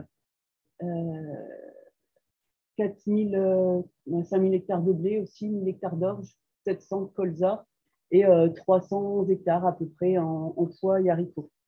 Ça répond à une autre question qu'il y avait après, en fait. Tout à fait, ouais, c'était la question. Dans la démarche Cultive Autrement, vous affichez 180 agriculteurs qui expérimentent. Quelle surface en hectares? Où sont localisés ces agriculteurs? Donc, c'est 180 agriculteurs de groupe 30 000, mais en réalité, la démarche Cultive Autrement s'applique maintenant à l'ensemble des agriculteurs. Et... Voilà, exactement, oui, la démarche Cultive Autrement, ça s'applique à l'ensemble des agriculteurs. Donc, ce n'est pas une population qui est ciblée. Et donc, ce sont des informations et des pratiques qui sont présentées à l'ensemble des agriculteurs, de réduction, de dose. Alors, et ça va du choix de la variété, de l'assolement, enfin, bref, tout ce qui est un ensemble de bonnes pratiques, voilà. Et avec des pratiques innovantes dans certains secteurs. Donc, je pense à des associations d'espèces, par exemple, dans certaines cultures avec des colzas. En légumes, c'est plus compliqué, généralement, d'associer différentes espèces. Mais pourquoi pas demain? On ne sait pas. Mais, donc effectivement, ce programme-là impacte l'ensemble des acteurs, l'ensemble des adhérents. Si je peux compléter ce que disait Adeline, 8%, c'est les IFT. Hein, oui. En termes de consommation, c'est moins 14%. Et sur le glyphosate en particulier, on a moins 21% sur le périmètre ferme 30 000. Et je crois qu'il y avait une question sur les CMR. Oui, c'est ça. On a moins 34% de produits classés toxiques et CMR entre 2015 et 2021 sur les indicateurs de la coopérative. Et on a plus 90% d'utilisation de produits de biocontrôle. Sachant que sur les CMR, en gros, sur le périmètre ferme 30 000, toujours l'été, les CMR 1 sont passés à quasiment zéro. Enfin, l'été sont à zéro, les CMR 1, il ne reste quasiment plus. Donc, reste les CMR 2. Et sur les itinéraires techniques légumes, c'est exactement la même chose. Hein. On n'a plus de produits CMR1 ou anciennement T. Il reste quelques molécules CMR2 qui sont les premières qu'on va chercher à sortir des itinéraires techniques dès qu'on a l'alternative adéquate. Après, on a d'autres exemples de produits qu'on a de nous-mêmes blacklistés de nos itinéraires techniques avant la réglementation ces dernières années. La molécule boscalide, par exemple, parce qu'elle traçait dans les... Enfin, elle respectait la réglementation, bien sûr, mais on savait qu'elle avait un côté traçant. Le taupe 5 était un fongicide haricot, flageolet, pois également, c'est pareil, on l'a arrêté de nous-mêmes avant même que la réglementation arrive. Donc c'est tout ça pour dire qu'on est proactif. A contrario, quand on n'a pas d'alternative, c'est ce que disait Jean-Claude, le temps agricole et les besoins industriels, on ne peut pas non plus faire n'importe quoi. Donc si à un moment donné, la seule solution disponible pour assurer la production est un CMR2 et qu'il faut attendre 2 ans pour avoir une solution de remplacement, on sera bien obligé d'attendre 2 ans pour avoir une solution de remplacement. Mais par contre, on est proactif, dès qu'on peut s'en passer, on s'en passe. En général, il y a le CORIT aussi qu'on commercialise plus de façon globale pour une coopérative. Quelles sont les rotations identifiées permettant de réduire l'utilisation des phytos et quelle application dans les exploitations? Là, clairement, on va refaire un lien avec les conseils prophylactiques qu'on peut donner dans les fiches itinéraires techniques culturelles où l'UNILET a identifié des délais de retour de certaines cultures pour éviter les risques phytopathologiques. Et ces délais de retour seront des prérequis dans l'agréage des parcelles pour installer nos légumes. D'une manière générale, il faut considérer qu'aujourd'hui, 100% des producteurs de légumes ont des rotations à 4 espèces ou plus, parce qu'on a de toute façon la base grande culture bretonne et qu'on vient rajouter justement des espèces légumières. Par rapport à d'autres régions de France, on ne va pas s'envoyer des fleurs et on ne va pas dire qu'il ne reste pas du travail à faire, mais on est quand même déjà sur des rotations qui sont très diversifiées. Après, on travaille beaucoup, Adeline, peut-être on en a parlé tout à l'heure, mais on travaille quand même beaucoup aussi sur les couverts qui font partie de la rotation pour encore les enrichir, en fait. Le message de la coopérative aujourd'hui, c'est aux agriculteurs, c'est vraiment de travailler les couverts comme une culture. Le couvert, c'est une culture, il faut lui apporter l'attention qu'on apporte à une culture sur la date de semis, sur la qualité de semis, sur la qualité de destruction, sur le choix du couvert. Voilà. Par exemple, là, on a beaucoup insisté depuis 2 ans sur les couverts courts après poids. Après un poids et avant de mettre en place une céréale, bah voilà, il y a un laps de temps qui permet d'accueillir un couvert court. Donc, on a identifié les espèces les plus adéquates. Et quelle application dans les exploitations, comment on fait pour inciter les producteurs à avancer? On a parlé de la prime agri-confiance tout à l'heure. Bah, typiquement, la moitié de cette prime, en l'occurrence quasiment à peu près 1% de leur valeur de chiffre d'affaires légumes, typiquement peut être obtenue s'ils mettent en place des couverts courts après leur poids. C'est un exemple d'action aussi, d'incitation qu'on peut faire sur ce genre de démarche. Et on a pas mal communiqué sur ces techniques-là à travers des essais ou des bouts de champ, notamment sur les bassins morts. Les gens connaissent à côté de moi, avec des essais depuis quelques années et des communications sur ces techniques-là, donc après légumes industrie ou après pommes de terre. Tu as raison de souligner qu'il y a déjà eu plusieurs BV qui ont déjà mis des actions en commun.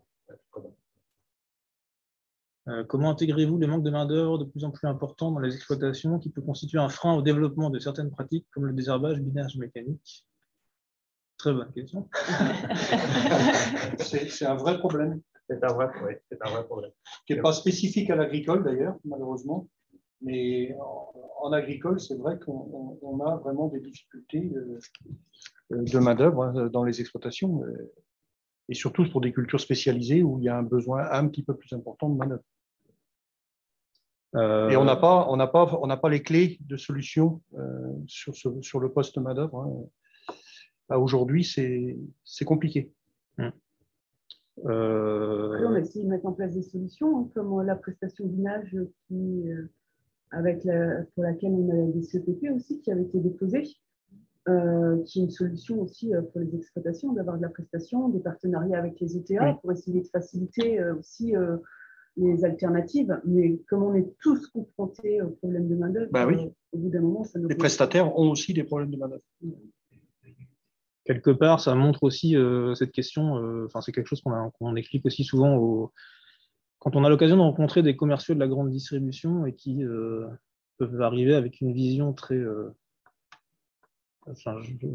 terme est un peu bobo, on va dire, et d'une vision de l'agriculture vraiment orientée toute petite exploitation agricole, forcément sur une structure où il n'y a que des membres de la famille. On les alerte en disant ça peut tout à fait être ce genre d'exploitation, ça peut être d'autres exploitations qui seront là demain, mais en tout état de cause, l'agriculture, comme le reste de la société, va progresser par la technologie. C'est ce qu'on a présenté avec un projet comme EcoRobotics, les pièges connectés, etc. Et par rapport à la main-d'œuvre, une des solutions, c'est de passer par plus d'automatisme, de matériel automatisé. Et c'est la même chose sur la récolte. Par exemple, la récolte des brocolis, des choux-fleurs, la main-d'œuvre devient un vrai problème. Si demain on avait moyen de mécaniser ces récoltes, c'est presque une façon, j'ai envie de dire, de sauver ces productions-là qui sinon, à un moment donné, vont avoir un souci. Tu as bien présenté les choses, Julien. C'est vrai que sur une exploitation, face au manque de main-d'œuvre, il y a 2 réflexes. Le premier réflexe, c'est effectivement de déléguer, d'externaliser une partie de la main-d'œuvre. Donc, on reporte le problème sur d'autres qui eux-mêmes ont les mêmes problèmes, mais bon, ça résout une partie. Et l'autre, effectivement, c'est tout ce qui est de nouvelles technologies qui permettent de limiter la main-d'œuvre sur l'exploitation. Aujourd'hui, c'est les 2 pistes. Avez-vous des données concernant l'évolution des intrants, nitrates, pesticides par la mise en place de toutes vos démarches au fil des années? Alors, l'aspect phyto, on en a déjà un peu parlé. C'est ce qu'on vous donnait tout à l'heure sur les indicateurs cultivant autrement. Après, les possibilités de travail sur les indicateurs comme ça se font avec des données qu'on a au niveau de la coopérative. On ne peut pas avoir le détail pour aller détailler par secteur et ce qu'ont fait les agriculteurs. Donc, c'est les données qu'on vous a données tout à l'heure. Sur les intrants nitrates, engrais, Je n'ai pas les données là. Je ne sais pas si c'est suivi dans la démarche qui vont autrement, Sébastien. Non, ce qu'on fait annuellement, c'est une analyse on va dire, des pressions, pour le paramètre azote. Le paramètre pesticide a déjà été abordé. C'est des analyses de groupe, en fait, sur les évolutions des pressions, etc. Et qui apportent finalement, qui nous permet de voir dans quelle mesure notre périmètre évolue par rapport à ce qu'on peut avoir des données régionales, notamment synthèse DFA ou choses comme ça. Mais après, on n'a pas de données plus détaillées que ça, parmi ce qui peut être ponctuellement dans les différentes entreprises. Ok, la question donc, sur les 180 agriculteurs, on y avait répondu. Donc, bonjour, le barrage de Plévin parvient toujours à casser les molécules de S-métolachlore pour la production d'eau potable. Est-ce que vous avez anticipé sur le traitement du Bismarck dans l'eau potable? Alors, le Bismarck, c'est un produit qui vient tout juste d'arriver en homologation, et ça nous a presque surpris. Donc, on est dans une phase d'expérimentation. On n'a pas forcément, je pense, le recul complet sur ce dossier-là. Voilà, on est dans cette phase R&D, comme on a montré tout à l'heure. Il faudra en tirer des conclusions. C'est sûr que ça va permettre de résoudre, de baisser la pression sur deux molécules qui posent problème aujourd'hui, donc le S-métolachlore et la bentazone. Non, évidemment, il faut vérifier ce que donne la suite de ce dossier-là. En fait. Après, nous, on n'est pas un laboratoire. Après, oui, dans tous les cas. On n'est pas un laboratoire. Oui, en fait, on nous sollicite, on nous alerte sur des problématiques, on essaye d'y répondre. Effectivement, on n'a pas la capacité d'aller analyser nous-mêmes les eaux. Mais c'est là où on en vient à un fonctionnement en partenariat et collectif sur ce genre de dossier. Avez-vous un bilan de production l'année dernière et est-ce que vous prenez des initiatives concernant l'usage de l'eau en vue de la sécheresse du mois de mai à octobre? Alors, le bilan de production, je pense que la question elle est sous l'angle de l'impact de la sécheresse sur notre production. Le bilan, oui, forcément, on l'a, puisqu'on livre nos industriels, donc les indicateurs de taux de réalisation de programme, c'est nos indicateurs de routine. Donc en haricots, on n'a fait que 60% du volume qui était prévu. C'est du jamais vu depuis. On n'a jamais vu ça. Et des cultures qui ont connu les conditions estivales, qui sont pourtant sur des cycles longs, tout ce qui est carottes, par exemple, qu'on est encore en train d'arracher actuellement, mais qui étaient déjà présentes quand il y a eu les gros coups de chaud. Même si l'automne a été plus clément, le mal était fait. Et là aussi, on est on va faire à peu près aussi 60%, maximum 70% du volume prévu. Donc l'impact sur le bilan de production, il est absolument catastrophique. Et quand on dit ça, on est une filière. Donc il est catastrophique pour tous les maillons. Un producteur qui fait que 60% de son rendement ne fait que 60% de son produit brut. L'impact sur la marge, il est bien pire puisqu'il y a des charges qui ne changent pas, quel que soit le rendement. On a entre les deux notre activité légumes avec tout ce qui est moyen de récolte. C'est absolument dramatique aussi, puisque récolter un hectare de haricots à 2 tonnes ou à 12 tonnes, c'est le même coût à l'hectare. Donc les charges ne sont absolument pas écrasées. Et alors en usine, n'en parlons pas, puisque là aussi les charges fixes n'ont pas bougé et ils ont passé donc un volume de bien moindre. Donc clairement, oui, le bilan de production, il est cata. Alors les initiatives qu'on prend concernant l'usage de l'eau, sur la sécheresse qu'on a eue. Il y a déjà concernant l'initiative, il y a déjà le GI2E porté par l'UOPLI, qui est l'Union des OP de légumes d'industrie, qui a été mis en place déjà il y a 3 ans déjà, donc, avec l'objectif de maximiser le stockage d'eau dans les sols, premièrement, alors quels sont les différents mécanismes pour stocker au maximum l'eau dans les sols, et après pour utiliser au mieux l'efficience des eaux apportées par l'irrigation. Donc, il y a déjà eu des choses qui se mettent en place d'un point de vue technique. Après, on constate qu'au vu des données météo que l'on a depuis quelques années, il va falloir augmenter les parcelles potentiellement irrigables.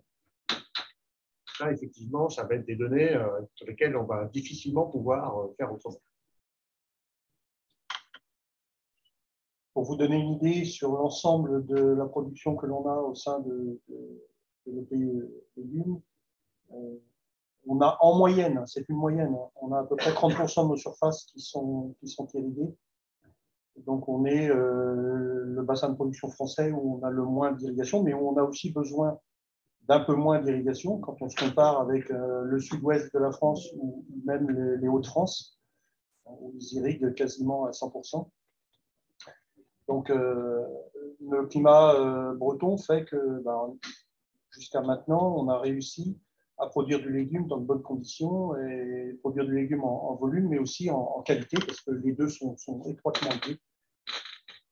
Sauf que là, à aujourd'hui, force est de constater que d'année en année, les conditions sont, on va dire, un peu plus difficiles. Ce n'est pas que la pluviométrie annuelle a changé, parce que la pluviométrie sur l'année est sensiblement la même quand on regarde les relevés météo. Mais par contre, elle tombe à des périodes qui ne sont pas forcément les meilleures pour nos légumes. Alors la difficulté, justement, c'est de comment on fait pour produire du légume sans prendre des risques extrêmement importants, parce que ce sont des cultures qui sont quand même très coûteuses, mais qui sont aussi qui ont besoin plutôt d'un apport d'eau à des moments précis, parce que ce sont des cycles très courts, donc elles ne supportent pas le moindre stress hydrique. Donc, est-ce que, d'une part, est-ce que c'est important? Est-ce que c'est prioritaire aussi de produire des légumes pour nourrir, bien sûr, la population? Ça, c'est la première question. Puis après, derrière, c'est de gérer collectivement avec tous les acteurs, tous les acteurs sur le territoire qui utilisent de l'eau sont impactés, sont concernés. Donc, il y a une gestion collective à avoir et à prioriser. Donc, il y a l'agriculture, mais il y a aussi toute l'industrie agroalimentaire qui consomme énormément d'eau. Et puis, il y a aussi toutes les activités qu'il y a sur le territoire, y compris pendant la période estivale, les activités touristiques sur les zones côtières.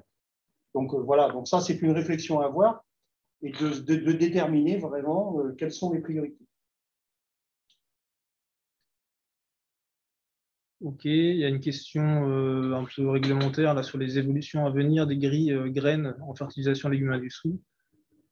À ma connaissance. Je vais m'y coller. Non, effectivement, oui, il y a une révision de l'arrêté GRAN qui est à la signature du préfet. Là.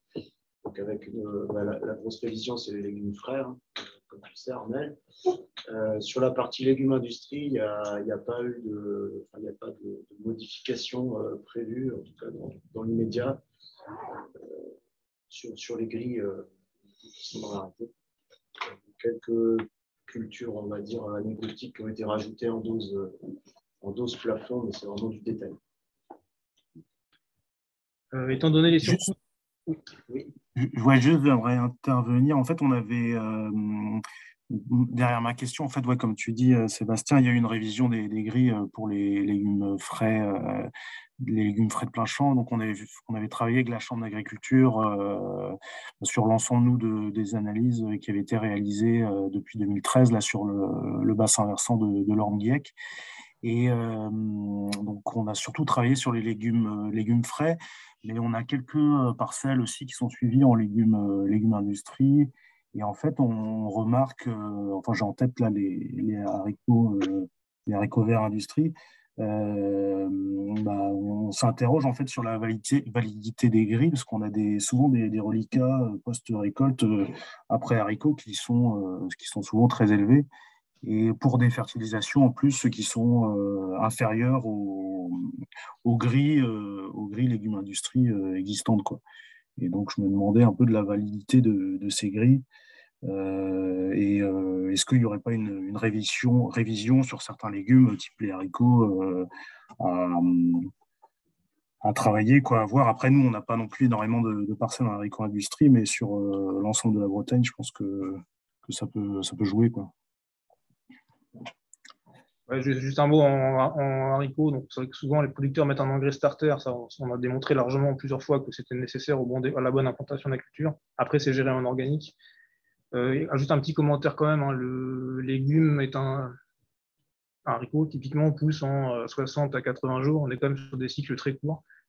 Et donc, l'impact climatique sur cette petite période, il est majeur. On a aussi le cas sur un épinard, par exemple. Si le climat n'est pas de la partie et que le haricot, ce qu'on a vu cette année, plafonne à 5 tonnes hectares, ou si le climat est présent et que le haricot va chercher 15-20 tonnes hectares, parce que l'amplitude peut être aussi forte que ça, de toute façon, ça va forcément dans les cas où le légume n'a pas pu pousser à cause des conditions climatiques, bah forcément, il n'a pas consommé les nutriments à disposition, donc forcément, ça va se retrouver en fin de parcours. Et c'est vrai qu'on a cette difficulté-là en légumes. C'est que la variation de rendement énorme qu'on connaît implique forcément une variation énorme de consommation de la fertilisation qui a été mise à disposition. D'où l'importance des couverts après, effectivement, pour gérer la problématique.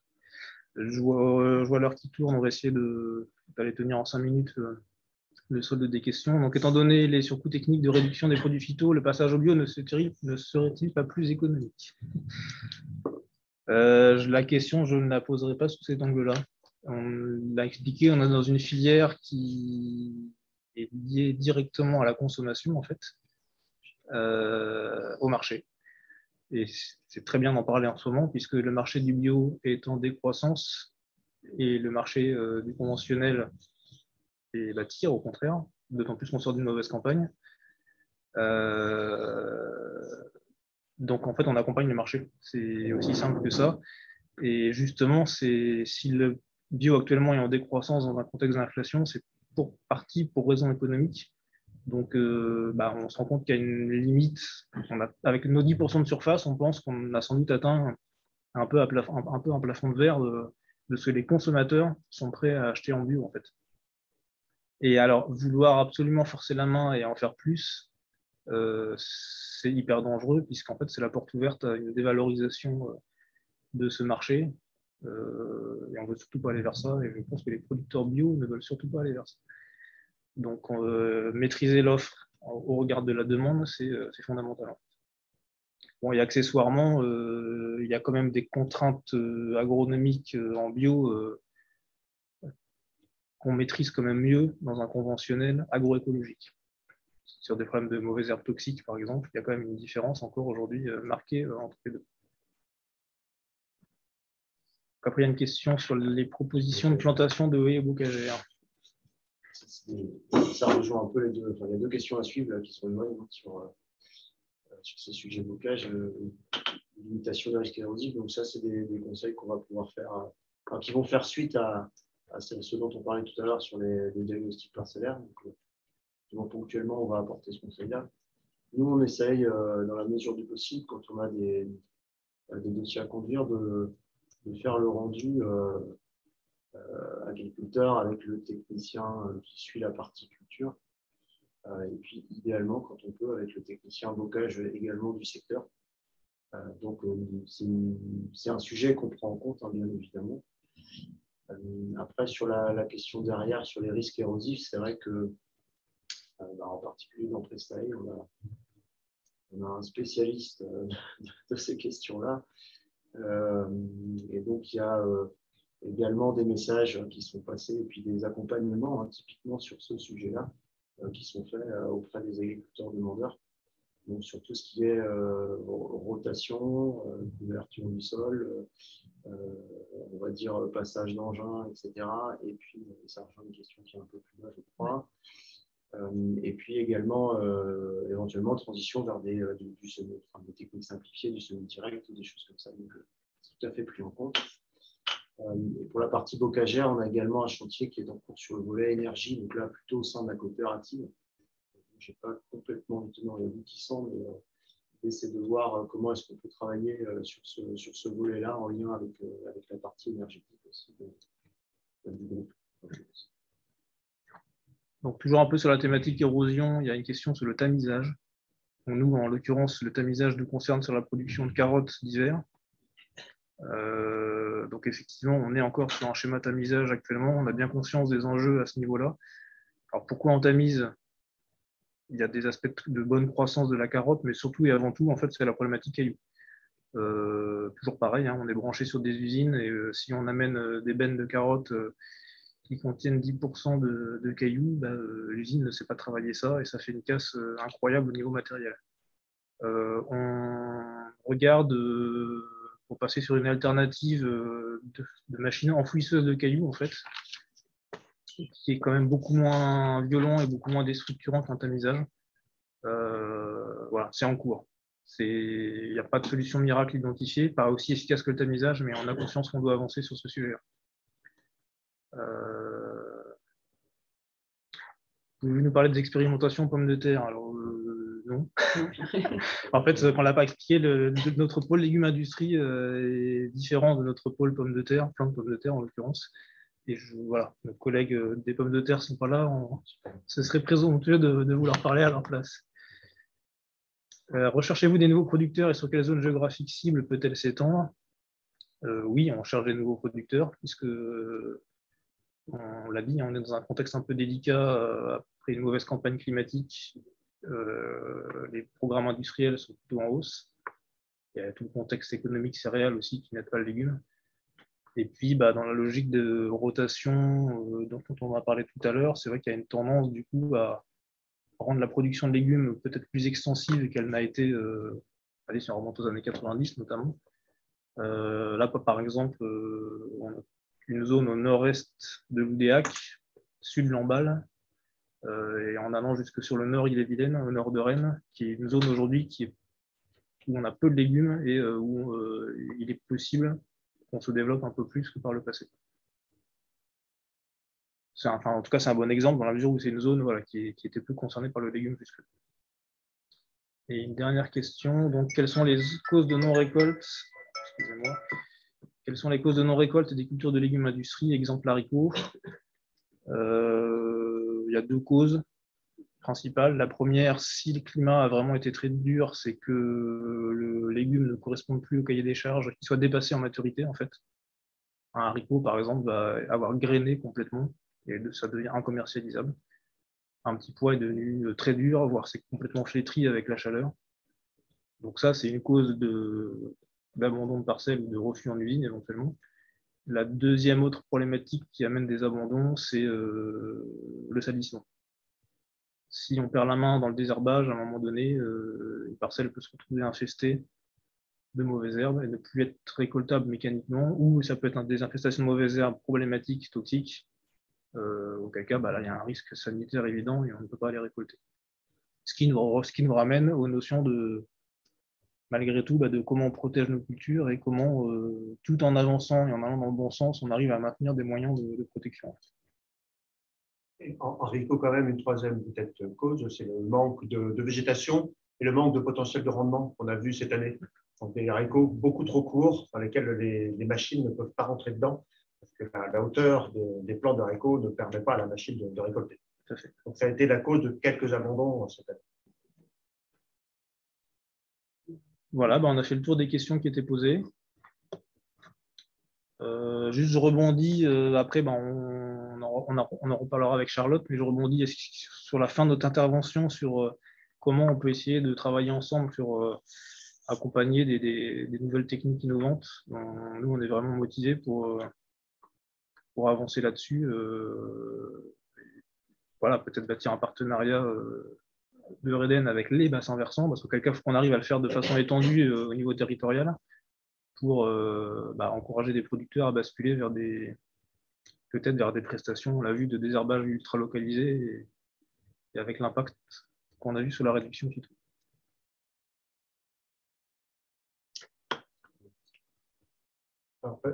Peut-être, est-ce que c'est fait partie ce qui a été présenté donc avec les solutions techniques et Eco-Robotics, entre autres, là, est-ce que ça fait partie des choses qui interpellent et qui vous semblent pouvoir être des solutions d'avenir? Si quelqu'un veut prendre la parole. Là. Nous, pour en avoir parlé dans notre CPA la semaine dernière, l'ensemble des élus du BB sont très intéressés par l'action. Une prestation de démonstration. D'accord. Okay. Oui, Pierre Pradhomme à l'Agence de l'eau Loire-Bretagne. Je vous engage à revenir vers nous pour éventuellement pour peut-être faire le point. Concernant l'accompagnement individuel, on est pour des raisons on va dire administratives, réglementaires, peut-être financières, on est limité en fait. Voilà, on peut faire un parallèle avec ce qui se passe par exemple sur ce qu'on appelle les chantiers collectifs sur les territoires algues vertes, où d'ailleurs c'est pas l'agence qui finance pour les mêmes raisons, mais où l'État en fait finance de l'accompagnement individuel. C'est quelque chose qui se retrouve. Alors, par contre, sous forme de démonstration, il n'y a pas de problème. Nous, on peut accompagner les bassins versants dans le cadre des contrats territoriaux ou même les appels à projets 30 000, les groupes 30 000. Enfin, on peut accompagner de la démonstration, mais on ne rentre pas dans l'accompagnement individuel de chaque exploitant. On y voit tout l'intérêt. Enfin, voilà. On est convaincu de la nécessité de cet accompagnement individuel, notamment alors, en priorité sur les captages prioritaires et sensibles, et aussi évidemment sur les masses d'eau dégradées. Et certainement que dans ces masses d'eau dégradées par les phytos, on va retrouver des zones légumes de plein champ. Mais voilà, nous on a des limites, mais bon, il faut peut-être en discuter également avec vous. S'il y a un opérateur leader, c'est très bien, qui entraîne tout le monde. Il y a tout l'intérêt de pouvoir essayer de structurer les progrès, en fait, l'évolution. Voilà ce que je pouvais dire, mais bon, pas de scoop. On n'a pas de baguette magique sur ce sujet-là. Et l'importance, peut-être qu'on n'en a pas assez parlé, mais c'est la compatibilité d'éléments bocagés, alors peut-être des talus nus ou de haies à plat, à l'inverse, je ne sais pas, mais avec les cultures légumes de plein champ pour limiter les transferts. Voilà. Mais donc, on ne ferme pas la porte, mais je ne sais pas si on pourra trouver des leviers pour pouvoir vous accompagner, mais ça nécessite peut-être d'en discuter également. Ok, très bien. Merci. Ok. Donc, merci à vous. J'espère qu'on a répondu à vos... Bertrand Caro, oui, qui souhaite intervenir. Oui, merci. Je voulais juste intervenir parce qu'on a parlé du mercantor et sa molécule, métolachlore. Donc, oui, il y a des outils qualicibles, ils sont bien sûr intéressants, ils sont importants. La communication sur cette molécule est importante aussi. Alors, moi, je suis sur un territoire qui va de Harzal, qui couvre 3 départements, de Harzal jusqu'à Pipriac. Cette année, j'ai fait en pesticides 104 prélèvements. C'est une molécule que j'ai retrouvée 100 fois sur les 104, et à des concentrations extrêmement élevées. Donc, c'est une molécule aujourd'hui qui est classée non pertinente.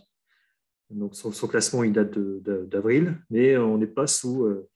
c'est un classement qui peut évoluer, et notamment sur l'aspect perturbateur endocrinien, ça peut redevenir pertinent avec pour conséquence des seuils réglementaires assez bas, ce qui va obliger les producteurs d'eau potable à mettre en place des installations. Donc, beaucoup sont déjà engagés à le faire, et ça engendre également des coûts importants. Voilà, je réponds un peu à cette diapo. Vous recherchez des financements, ça j'entends bien, pour accompagner les producteurs. Moi, je travaille avec des producteurs d'eau potable qui sont aussi dans des situations très compliquées, avec des captages privés qui font face vraiment à des questions sans réponse, malheureusement. Donc, la situation, elle est pas simple. Voilà, je voulais juste apporter cette remarque. Oui, sur une problématique comme ça, de toute façon, on est sans doute sur une somme de solutions dans les champs, et en tout cas à court terme aussi dans les stations d'épuration à mettre en avant. Après, si demain on arrive à révolutionner la partie champ et à faire sans le S-métolachlore, on réglerait définitivement le problème, mais on en revient à cette R&D et au fait qu'il y a quelques années de mise en place progressive d'outils innovants pour arriver au résultat. Et en attendant, effectivement, les stations d'épuration jouent leur rôle aussi pour essayer de faire face à la problématique. En tout cas, ce n'est pas parce qu'il y a eu un reclassement sur ces métabolites qu'on baisse les bras. On a bien conscience de la problématique, et c'est pour ça qu'on en parle ouvertement en disant qu'évidemment, on doit continuer à avancer sur cette molécule. Alors, je parlais bien des stations de production d'eau potable. Oui, tout à fait. Ouais, ok. Oui, pardon, on a vu le langage en disant station d'épuration. Ok. Écoutez, merci à tous.